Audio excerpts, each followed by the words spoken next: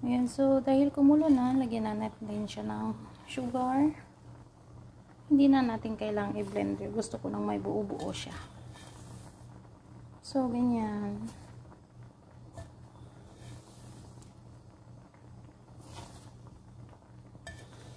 Kailangan maraming asukal kasi jam ito.